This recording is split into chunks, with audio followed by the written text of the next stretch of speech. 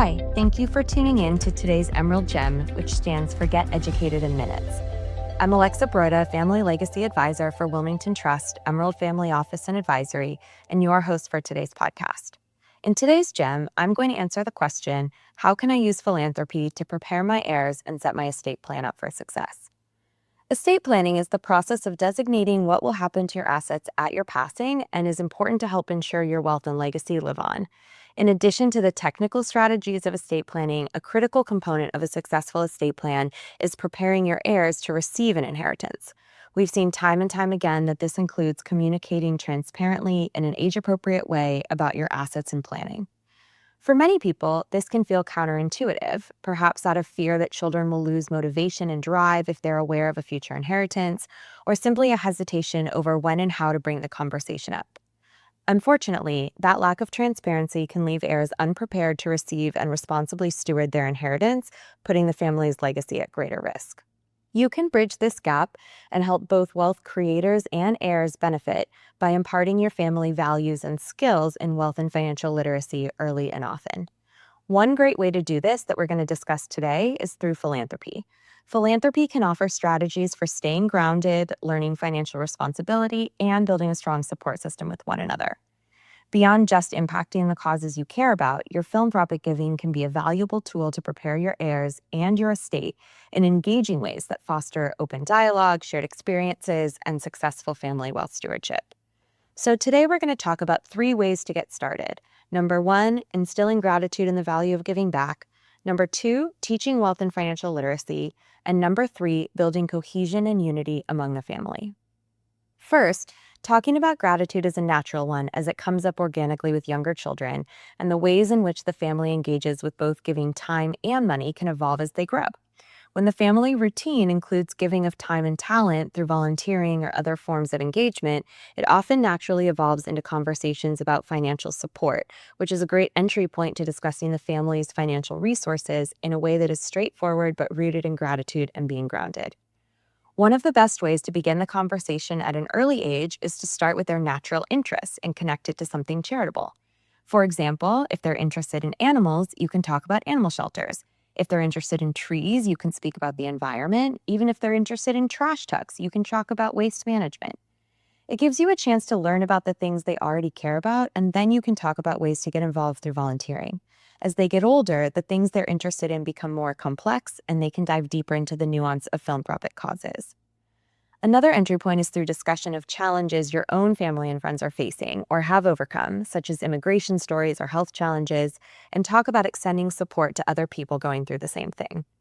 Particularly if your family is already charitable in these issues, such as supporting certain hospitals, universities, or disaster relief efforts, children can be involved early and often and take on more leadership and responsibility as they get older. In addition to discussions you have as a family, there are outside resources such as kids, teen, and young adult charitable groups and giving circles, which facilitate connection with peers their own age who are having these same types of conversations and receive support and education from others within that philanthropic framework.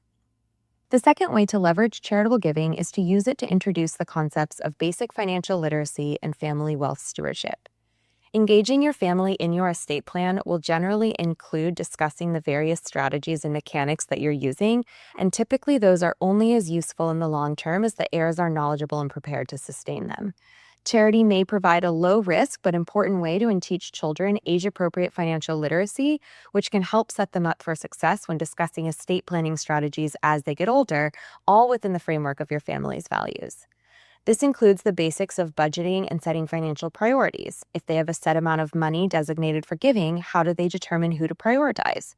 It can teach them about saving as they begin to get an allowance or earn money from summer jobs. You can discuss dividing it into spend, save, and give categories.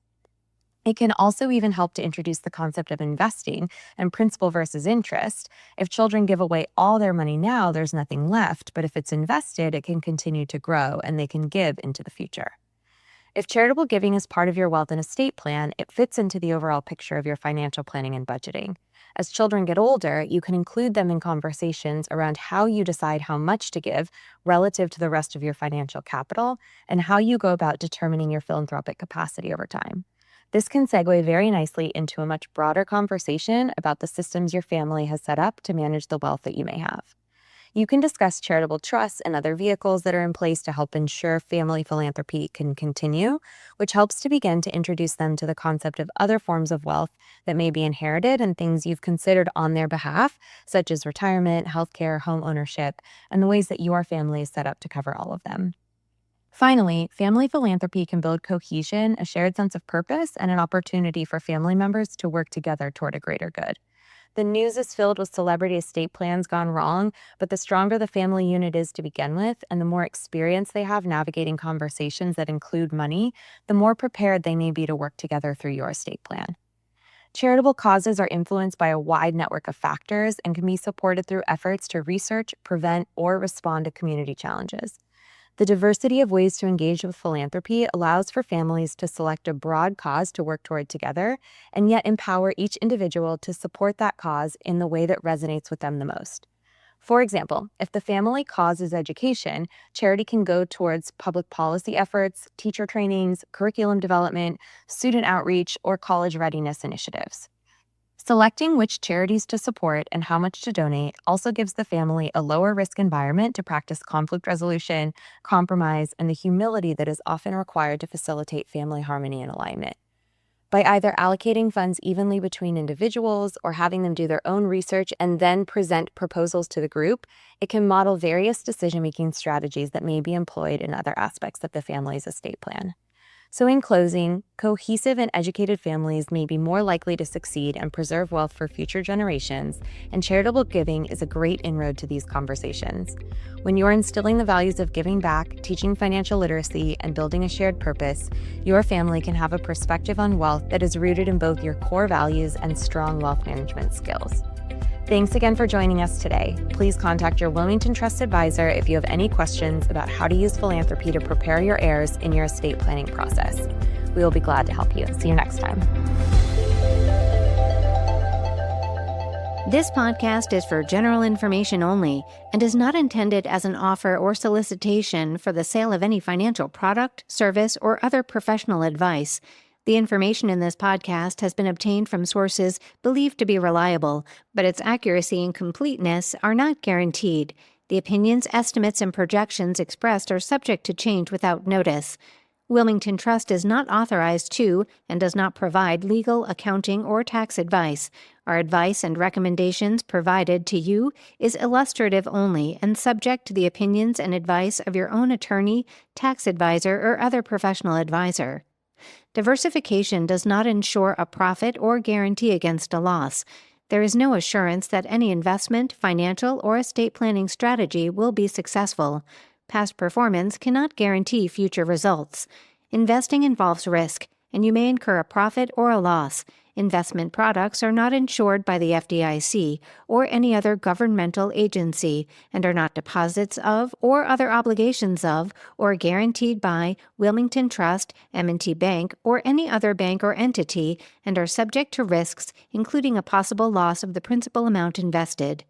Wilmington Trust Emerald Family Office and Advisory is a registered trademark and refers to wealth planning, family office, and advisory services provided by Wilmington Trust N.A., a member of the M&T family. Wilmington Trust Family Office is a service mark for an offering of family office and advisory services provided by Wilmington Trust N.A. Wilmington Trust is a registered service mark used in connection with various fiduciary and non-fiduciary services offered by certain subsidiaries of M&T Bank Corporation. Copyright 2025 M&T Bank Corporation and its affiliates and subsidiaries, all rights reserved.